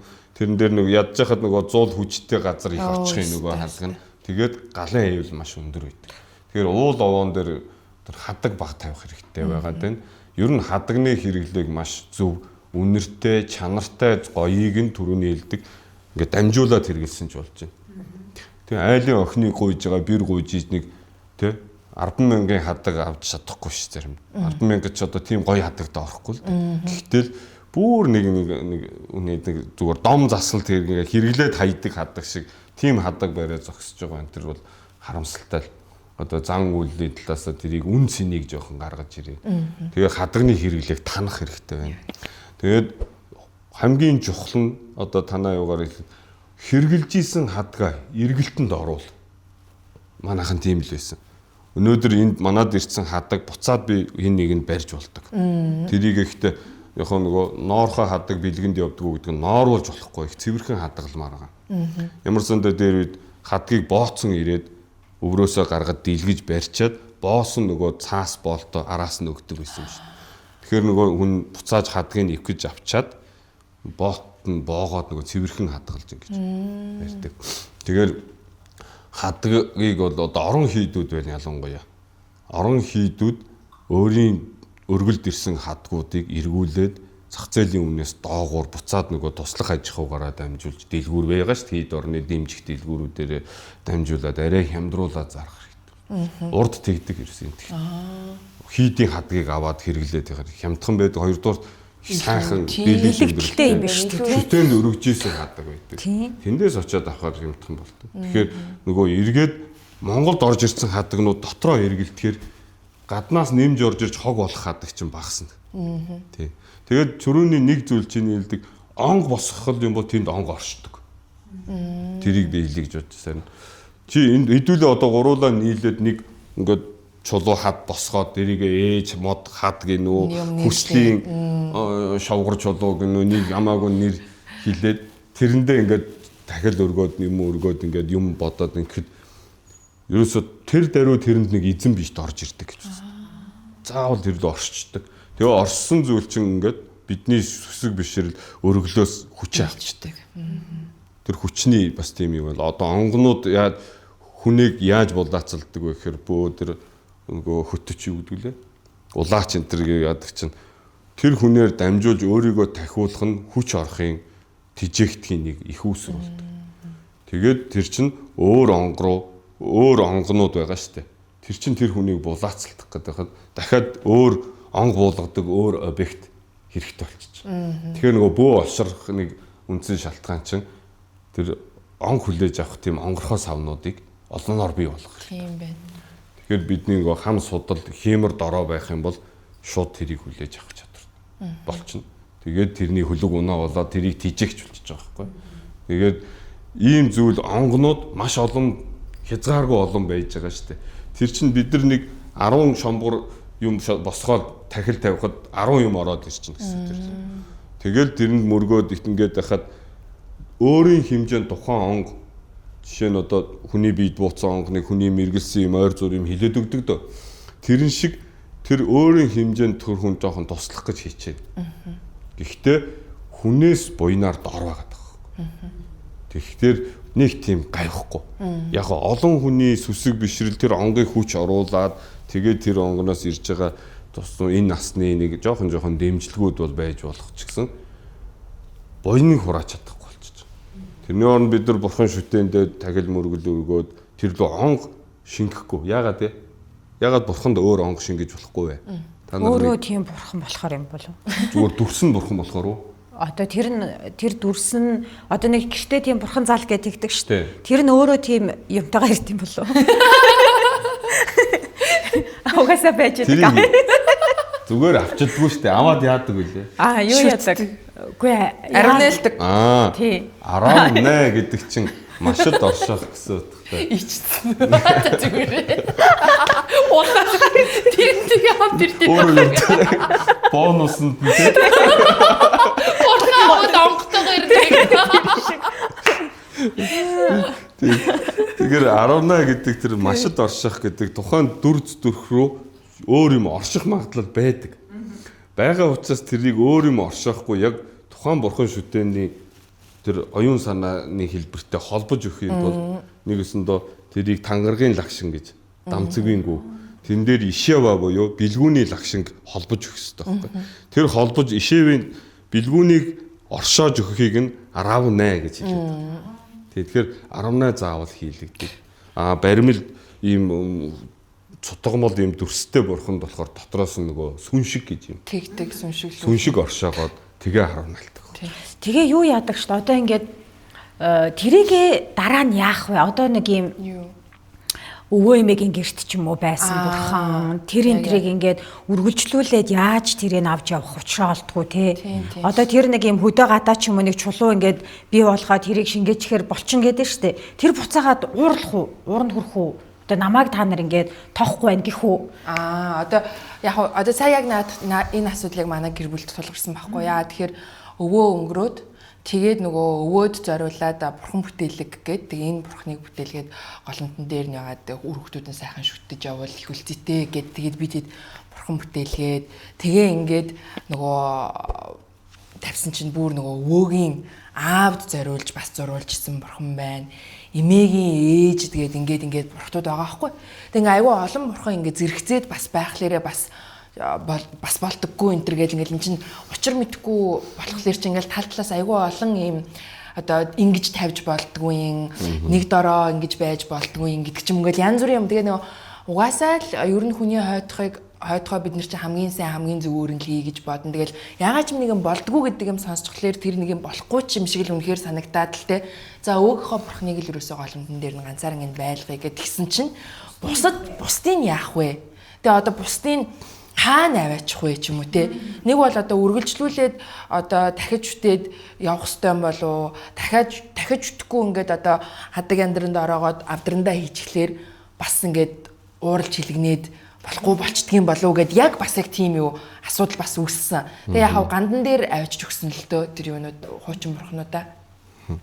Тэгэхээр бидний нөгөө ерөнхий сайн мэдлэггүйгээс болоод хүн мэдээд байгаа өөр хүнийг дагах болчиход байна шүү дээ. Яг. Тэгэхээр тэр хүнийг мэдээд байгааг бид бас мэдэхгүй шүү. Тэ. Жишээ нь зул өргөж байгаа хүмүүс ингээд харж ирсэн чинь нэг чүдэн зэр 2-3-ыг асаадгүй маа гэхий. Тэгээд бодлоо. Тэр яагаад тийм болдгүй нь ямар номон дээр ч юм уу ямар ёсонд байгаа юм бол. Тэгэхээр одоо чүдэн совор газар бол энэ ч одоо хэцүү үстэй. Тэгэхээр хуучин дээр үед чүдэнз Монголд орж ирээд хэдэн жил болж байгаа гэж бодож байна. Тэгээ хуучин цагт бол галаасаа ийм зулны мод гэж байсан юм ба штэ. Урт нөгөө юм. Ингээд хөвөн ингээд яатсан. Тосолцсон. Тэгээд үзүүрээс нь ингээд асаагаад зулнуудаа асаачаад буцаагаад унтраагаад өнөнд авчулчихдаг. Тэгээд энэ мод чинь нэг л чүдэн сохгүй юу гэсэн. Тийм штэ. Тэгээд тэрүүгээр 108 зулч асааж болж байна. Тэгээд зүгээр л хин нэг нь тэгэл хэлсэн.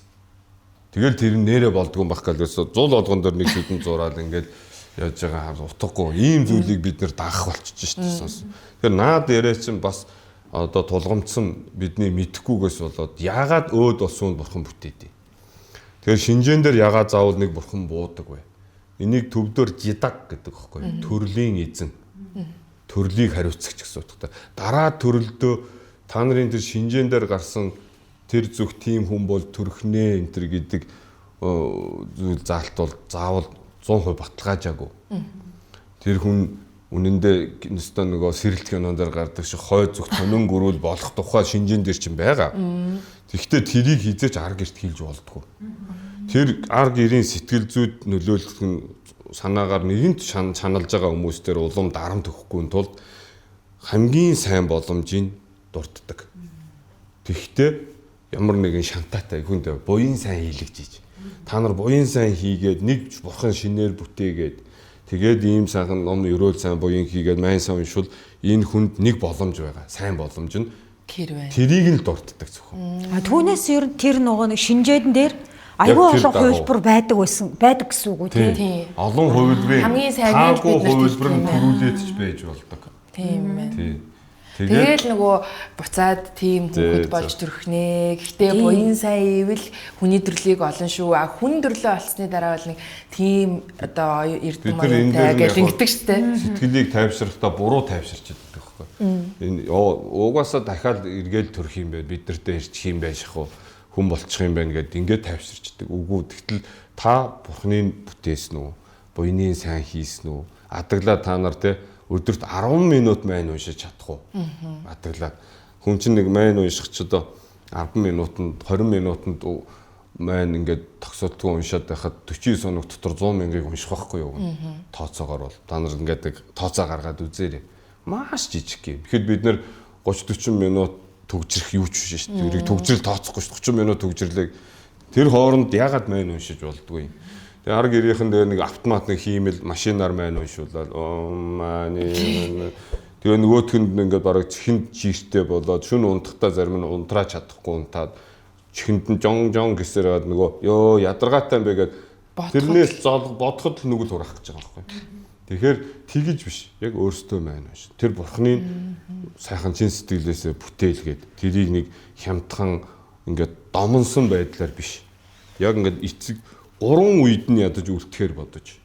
Тэр зураг байлаа гэхэд гандлаа гэхэд 6 үед дээр яах вэ?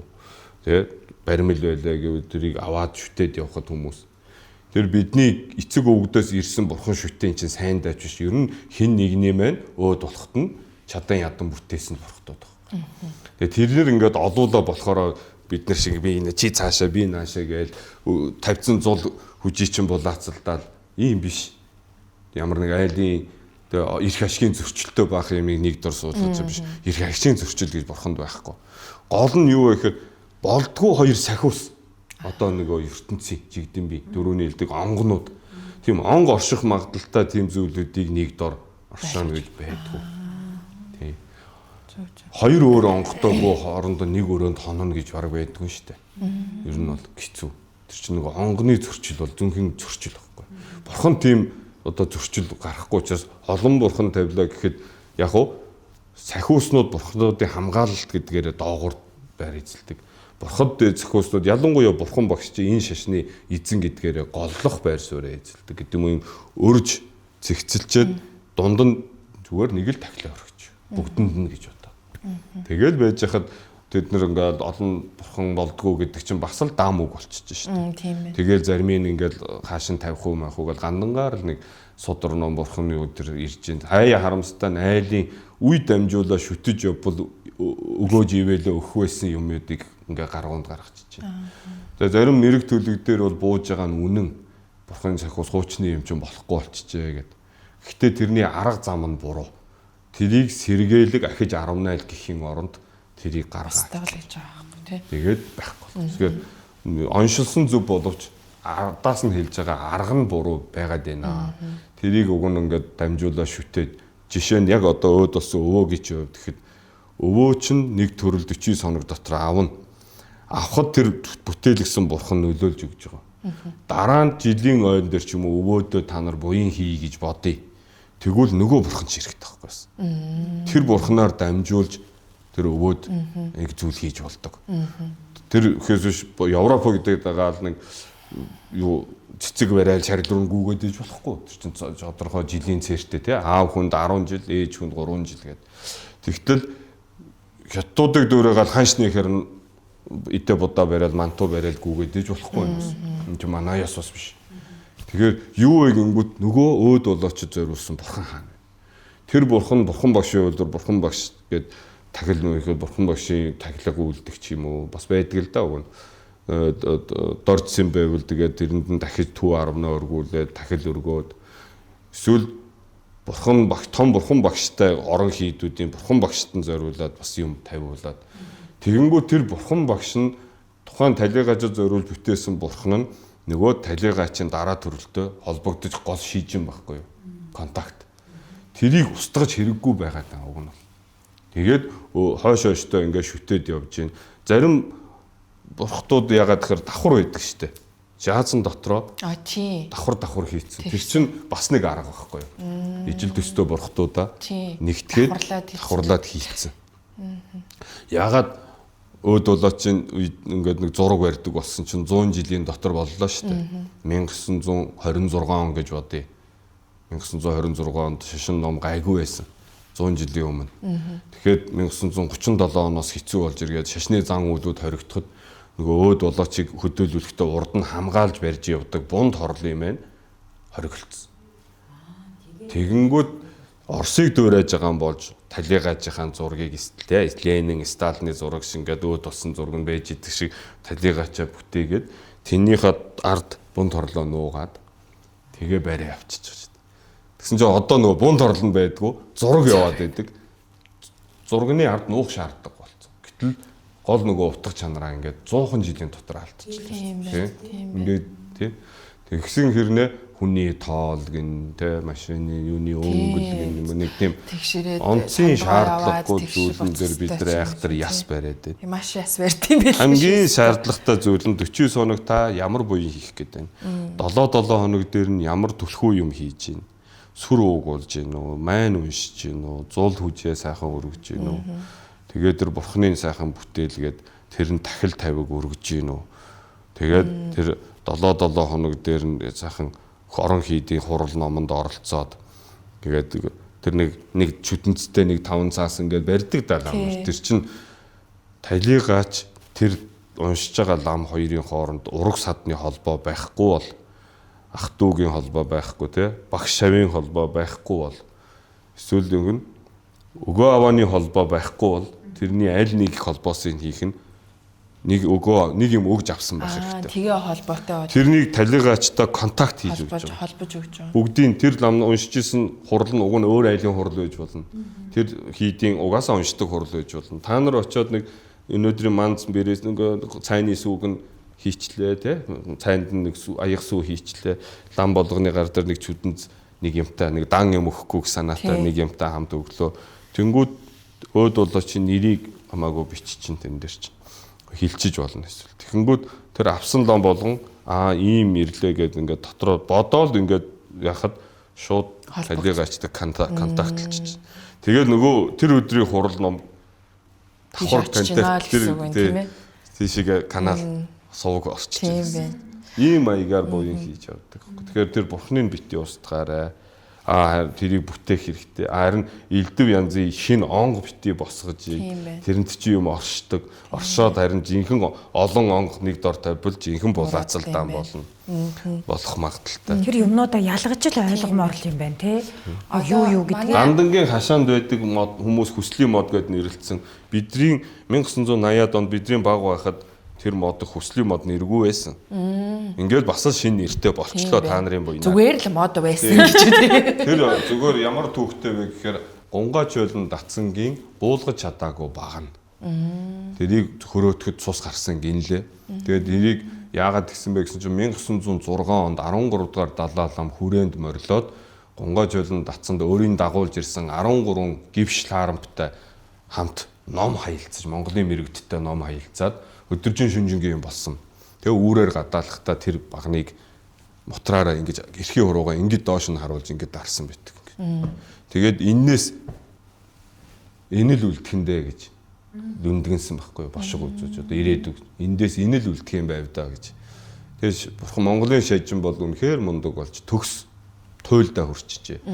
Тэгээ жаргаж байгаа зулын гэрэл шиг л болчихжээ гэж. Жаргаж байгаа зулын гэрэлчин хамгийн тодорж ирээд пүг гэд байхгүй болох гэж байна. Тэгэхээр 37 оныг зөгнсөн л байхгүй юу. Тэгээд жаргаж байгаа зулын гэрэл шиг болчихжээ гэж хэлээд мутраа хүргэхэд нь манай хоччвол дор нь мутраа авахт нь л ерөөсө тэмдэглээд авцсан гэж.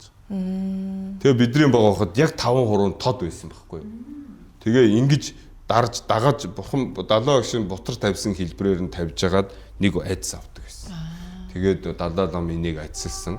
Тэгээд 37 онд хөрөөтгт нь нэрэл хөрөөний мөр байсан. Одоо тэр чинь ингээ идэгцэн байхгүй.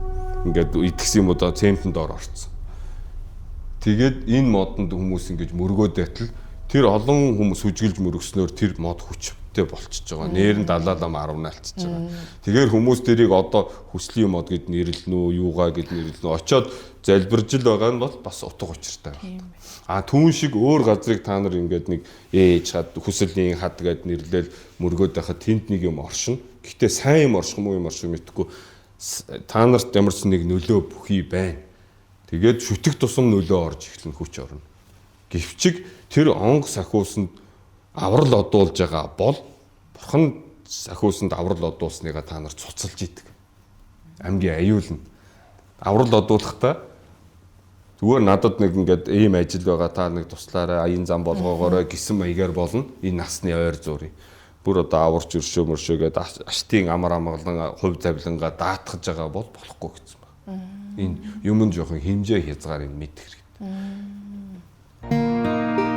Ерөнхий ивент итгэгч дэлхийн хамгийн нэмэгэн жив Baby Lab. Өөрийгөө хайрлая, Oxy.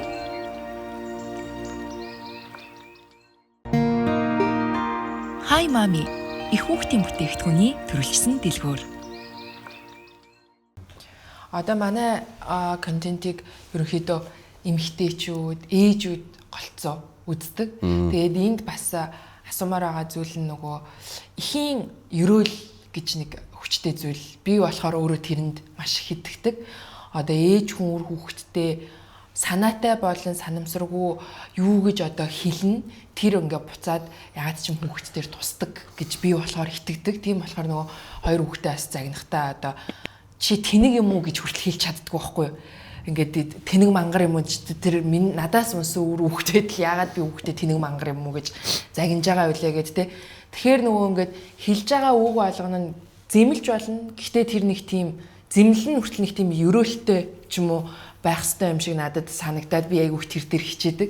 Тэгэхээр тэр яг одоо ээж хүний үр хүүхдэд хэлж байгаа үг ер нь үр хүүхдэд яаж тусдгийг үнэхээр одоо бидний итгэдэг шиг ээжийн өрөөл, эхийн амны өрөөл гэж одоо бас яг юу байдаг юм бол та энийг нэг тайлбарлаж өгвөл. Эцэг их багш 3 ингүү 3 ачтан гэж одоо дурдсан байд юм байна. Тэгээд эцэг ихтэр одоо би хүүхэд талаас нь хэлж байна л да. Ижи аавда гаргаж байгаа хандлага тэр одоо сайн муу зүйлээс эргүүлж өөрт нь ирэх асуудал бол хамгийн хэцүү. Хүнд байдаг. Тэгэхээр ээж нь сайхан санж сайхан өрөөсөн байж болно. Ээжийн хэлсэн өрөөл учиртай болоод хуучин ном судартай хол явах гэж байна. Ижи аавда мөрөгдөн ш түр. Бурхан шиг ижи аавда мөрөгж байна. Мөрөг гэсэн байдаг. Бурханы номонд төртлөө. Ижи аав 3 ачтнаа оройдоо хамгаалж хадгалж нандинж явах хэвээр. Энтгэхт яагаад тэр одоо кинонд харвал энтгэхт ингээд хөлрүүнд ингээд үлмийг нь ингээд барьж яагаад мөрөгдөг. Энэ ёс ч юм бол одоо олтол байж байна. Тэгээд үлмийг нь угааж өгдөг. Тэгээд тэр эцэг ихийн тэр хол явахад та бидийг ингээд өрөөгөөч гэж хэлж байгаа. Тэр ижи ааваас тухайн хүүхэдтэй маш том тийм түрүүний хэдүүлээ контакт ярьлаа шүү дээ. Мах цуснаас нь яг одоо тэр хоёроос бий болсон тэр мах цусан холбоос нь бол бүр тий. Одоо амиал амнаас амд тасалж биенээс нь бие тасалж ийн гэж үзнэ. Өөрийнх нь оюун санаа тэр үүлийн үрээр тээж ирсэн сүнсэл тэр хүнийх. Бусад зүйл нь тэр ээж авах байхгүй. Тэгэхээр тэр ижи ааваас бүхэн 100% хамааралтай. Тэгээ ээж аав нь хүүхдээ одоо хараагүй хаяад салаад явцсан ч байна уу? Тэр эцэг явдаа гомдох биш. Уг нь бол гомдолтой байдаг л да хүмүүс. Гэтэ гомдох уг нь хэрэггүй байгаад байна. Ээж аав нэгэн чамайг ингээд нэг дэлхий дээр хүн болгоод бүтээгээд өгж байгаа хамгийн том ач байдаг. Тэрэн дээр өсгөж хүмүүжүүлэхэд бол тэр хүн болгоснээс дараа ордог. Тийм болохоор судар дээр бол одоо Авдармын номон дээр хүртэл тэр тээгч ихийн асуудлыг хөндөсөн байна. Хүний ураг хөвлөд бус тээлгвэл одоо нэгсэндээ хуруун шил шиг юм бичсэн байна шүү дээ. Тэгэж одоо дулаан чийг дулаанд хадгалж бойжуулсан бол тэр ээжтэй юу ээжгүй юу гэдгийг асуудлыг хөндөсөн байна. Тэгэхээр энэ дээр бол яг ургийн эсийн ээж гэж хэн бэ гэдгийг л баримталсан байна. Тээгч ихийг 2 тавьсан байна. Тэ өсгсөн өрлөг ихийг бол 3 тавьсан байна. Тэгэхээр яаж н ерөөсөө энэ эцэг ихийг ихэд хийлгэнсэн хорлсон магадгүй тэр амийн хөнөөсөн асуудал бол энэ дэлхий дээр хамгийн аимшиг 5 нүглийн 2 нь гэж хэлсэн байна. Эцэг хөнөөх, ихийг хөнөөх. Тэгэнгүүт тэр хөнөөх асуудал дээр тэгвэл эцэг ихэн жинхэнэ эцэг ихээ ярьж гин үү, өсгснийг ярьж гин үү, тээснийг ярьж гин үү гэдэг асуудлыг ингэж нарийн авсан байдаг байхгүй. Тэгэхээр бид нар бол Бурхны ном гэл ингээд та нар төвдөр нэг юм уншаал байдаг гэж боддог. Тэрнийг бол бүгдийг нь орчуулсан, бүхэл бүтэн ганжуурыг орчуулсан орчуулга гарч л байгаа. Хүмүүс үздэг байхгүй. Тэ? Атаглал жадам гэж судар байна. Тэн дээр юу гардаг болгоод хэсэг зөл уйдчихдаг. Яаж өнгөө шиг юм уу бидний зүгээр уран зохиолын ном шиг байх вэ? Тэр чинь гүн ухаан философи явж штэ. Тэгээд тэр номнуудаас ингээд нарийн судлахад юм сэдв дээр Авдарм гэхэд нэг сэдв, Судрын аймаг гэдэг нэг сэдв, Винан аймаг гэдэг ёс зүйн сэдв. Тэгээд нөгөө нууц тарны ёс гэдэг одоо бидний үл ойлголтох. Тэгээ нэг талаасаа тийм садар самуун юм шиг нэг талаасаа хамаа намаагүй мах арх юу ч хамаагүй зайд орцсон явж идэг. Тэгэхээр энийг яаж хороор номготгож ингэж эргүүл тэрийг хүчийг өөрийн өөр дээр ашиглаж байгаа тухайн нууцыг бид мэдэхгүй шүү дээ. Мэдхгүйгээс болоод зүгээр гадна өнгнөөс нь ингэж хандах гэдэг аюултай. Тэгэхээр энэ эцэг эхийг ярьж байгаа дээр та нар ээж аавд гомдох асуудлын шалтгаан байж болох ч гэсэн та нар энгийн хүнд гомддгоос 1000 дахин хүчтэй аимшигтай хилэн сураадаг. Ижи аав таныг ингээд санаанд ч хүртэл сайн өсгөөгүй, тэтгээгүй, сайн харж хандаагүй байж болох ч гэсэн тэр хүний ачийн санд явах юм бол өөрийн чинь дараагийн ирээдүйн асуудалд их ивэлтэй, ээлтэй. Ачийн санж ядаж намайг намайг хүн болгоод өсгөцсөн шүү дээ. Тэр нь ингээд одоо эцэг эхийн хайр халамжийг авч чадаагүй нэг үүлийн үр яваад байгаа. Тэр үүлийн үр зөвхөн тэр ээж аваас болоогүй шүү дээ. Өөрийн чинь хувийн асуудал байна. Өөр төрлийн нэг эцэг эхийн асарч хандаагүй ээж үр хөвгтөө ээж аваа асарч тойлоогүй нэг өр төлөөс хожим өөрөө үр хөвгтөд тойлуулахгүй байх юм. Эсвэл үр хөвгтөө асарж байжуулаагүй гимиг өөрөө үр хөвгт нь болчоод тэгж авч байгаа. Тэгээ энэ үүлийн холбоос нь дандаа тим ээж аваа олж төрнө гэсэн үг. Ойлгосноо?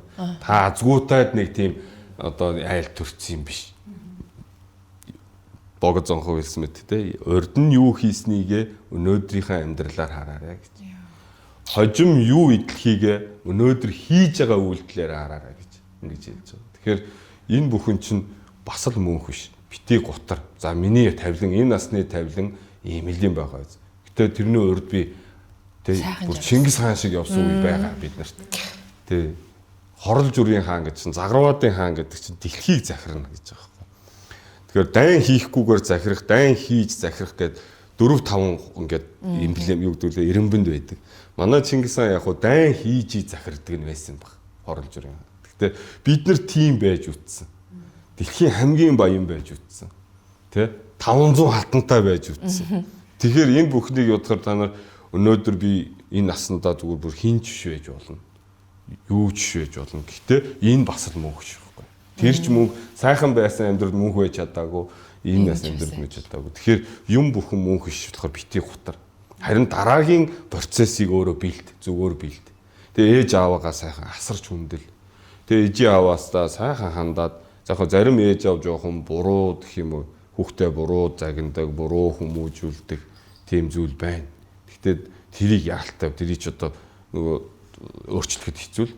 Тэгэхээр одоо том болсон хүүхдүүд бол ээж аавдаа хажууд нь байхад нь гомдоочоод уурлаад ингээд буураа барьж чадахгүй жоохон зай барь.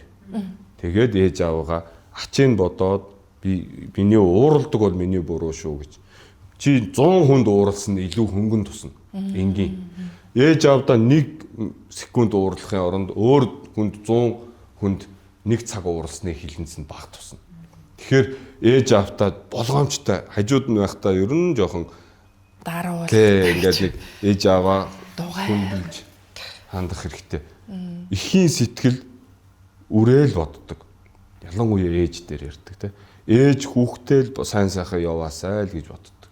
Тэгэхээр хүүхэд нь би сайн сайхан яваагаал ээж аавдаа харуулж яхад л уг нь сайн болчихж байгаа. Тэр хүний санааг амраач. Тэгээд ээж аавдаа чадал боломжоор нь ядарсан үед нь туслаад байх хэрэгтэй. Тэгээд нэг цаг заваагаад нэг хаяа уцтсан. Одоо би ч ялгаагүй. Ээж ярилаа. Ээж завгүй дараад янда яг завгүй байхад тэгээд хэн дахин заалгадаг гэж ингээд бодож байгаа. Хожим харамсан шүү дээ. Тэр хүнийг залгаасаа гэд тэгнэстэй. Тэгэн шүү дээ. Тэгээ мэдээд байгаа хэрнээ бид нар нэг нийтлэг тийм алдаа байна. Ээж аавыг мөнхөл байх юм шиг бодож байна. Байнга л байж байгаа юм шиг бодож байна. Үгүй. Тэгэхээр байгаа үед нь сайн баярлуул. Сайхан юу гэдүүлээ баг зовоо. Тэгэхээр шинжлэх ухаан энийг нэг нотолсон байна. Та нар сонссноо. Далайн яст мэлхий зулцгаа өндгөө элсэнд булж орхичоод далаа руу горчдөг. Тэрийг хөхүүлдэггүй, ингэж хөвлийгээрээ бүлээцүүлдэггүй. Тэгэхэд байж байгаа далайн мэлхий бойжоо тэндээсээ үлсээ ухаж гараад далаа руугаа мөлхдөг. зарим нь бүр тэр чигээрээ үүрээрээ босож ирдэг. Өндгөн дотроо үлж ирдэг.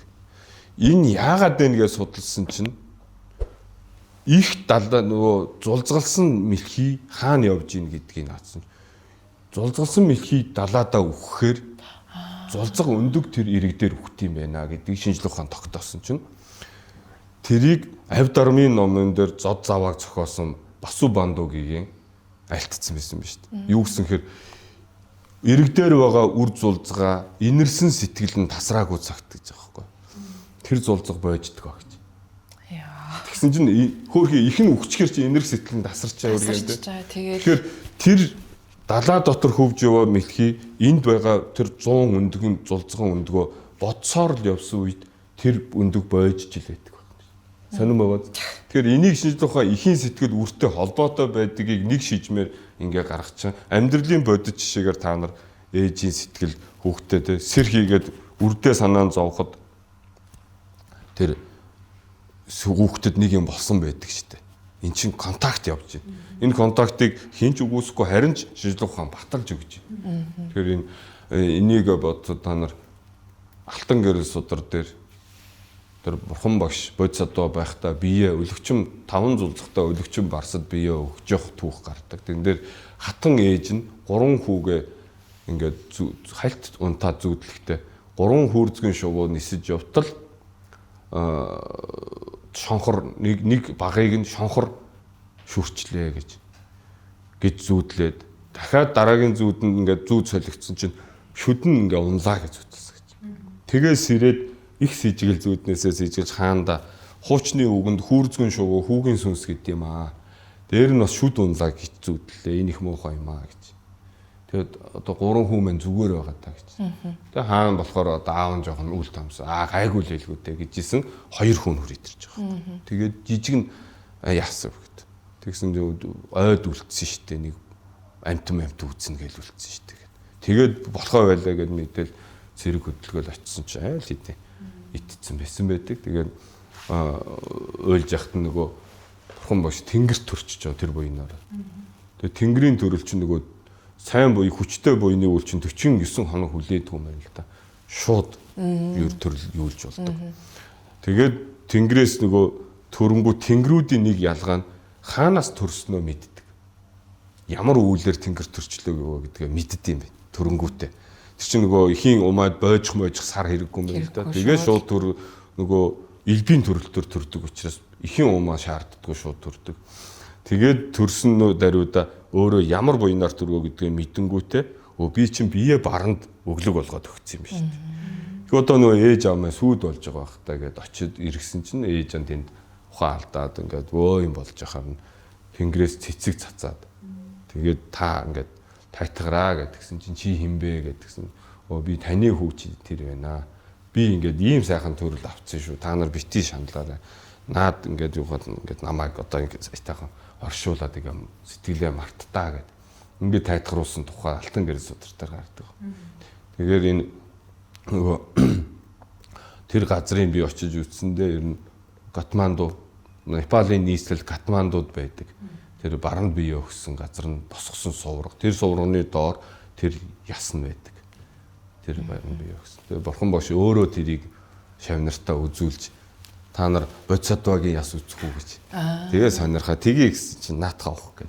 Тэгээ уухсан чинь тийм эрдний сав гараад авдар алтан зандан авдар дотор одоо зис юм уу хүрэл авдар байсан. Тэгээ тэн дотор хүний яс байсан. Энэ яац яс юм бэ гэсэн би бодисодоо байхдаа нэг амьтны бурхан болох гэж өрөөл тавиад буян хураад явах үедээ нэг удаа ингээд 5 зулцахтаа бар өлсөд өгч яхаар нь өөрийнхөө биеэр өглөг өгсөн юм аа гэж.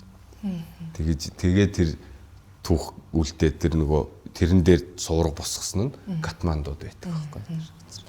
Зээ гээд л одоо үнэхээр яах аргагүй л том баялаг сэдвэлтэй одоо бараг үзэгчд маань дахиад дугаар нь ихэх баха гэхгүй тий. Хоёр дахь нь хаана асуух асуулт бас зөндөө үлдлээ. Яг үнэндээ бол бид нарт бас их мэддэг юм шиг хийд нөгөө түрүүний ярьсан те хийгээд байдаг хэрнээ утга учирыг ухаж ойлгоогүй дадлалцсан юм үйлдэлүүдийн ард ямар том зүйл байдаг вэ гэдгийн дөнгөжл зах цухаас нь ярихад л аль хэзээний манай подкастын нэг бүтэн дугаарын хугацаа ингээд болчихж байгаа байхгүй тий. Тэгэхээр хэрвээ үзэгчд маань бас өөр асуулт байх юм бол магадгүй комент хэсгээр бичиж үлдээгээрээ. Тэгээд хэрвээ таны бас цаг зав дахиад таарах юм бол тийм одоо азтай учрал дахиж бидэнд одоо тохиох юм бол бас бит хоёрт мөн үзэгчд маань ч гэсэндээ олон асуумаар мэдмээр зүйл үлдсэн бахаа гэдэгт итгэлтэй байна. За тэгээд энэ удаагийн маань Soul Lab-ийн зочноор Гандан Тэгчлэн хийдийн Дарчомбил Датсангийн гівш Төвдөн Сэрэн өргөдөө ирсэн. За тэгээд бидэнтэй сайхан яриа өрнөсөн танд маш их баярлалаа гэд ерөнхий ивент тгчийнхаа гарын бэлгийг бэлгэлж байна. Манай Soul Lab ерөнхий ивент тгчээр дэлхийн хамгийн нэмгийн жих Baby Lab хамтран ажиллаж байна. Мөн өөрийгөө хайрлын ураатай Oxy брэнд хамтран ажиллаж байгааг төгсгөлд нь бас үзэгчдэдтэй дахин дуулгахад баяртай байна. Бидэнтэй хамт мөн хөтлөгч Тя маань байлаа. Тэгээд хэрвээ та бүхэн YouTube суваг дээр маань subscribe дарж амжаагүй байгаа бол яг одоо subscribe дараарай. Дахиад яг энийг үргэлжилсэн олон сонирхолтой яриагаар уулзах хаа гэдэгт итгэлтэй байна. Ингээд шинэ дугаараар уулзлаа, баяртай үзэгчтэй. Баяртай.